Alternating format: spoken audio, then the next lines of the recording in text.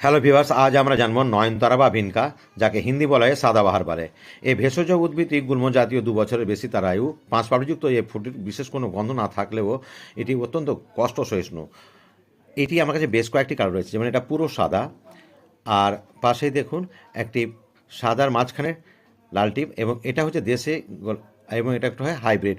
আরও একটি কালার আছে, এখনও ফুলটা আসেনি, আগামীতে অবশ্যই ফুলটা আসবে। তো এই গাছে অত্যন্ত রোদ পছন্দ করে, তাই সবসময় বাইরে রাখবেন এবং ওয়েল ড্রেনেজ মিডিয়া করবেন।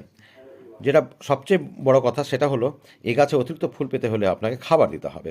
আমি দিয়েছি 10-26-26। যদি একান্ত আপনারা জৈবিকভাবে করতে চান, তাহলে শিংকুচি, বন্ডাস, নিমখোলের সঙ্গে অবশ্যই দিয়ে দেবেন পেঁয়াজের খোসা ভেজানো জল, কারণ এতে প্রচুর পটাশ পাওয়া যায়।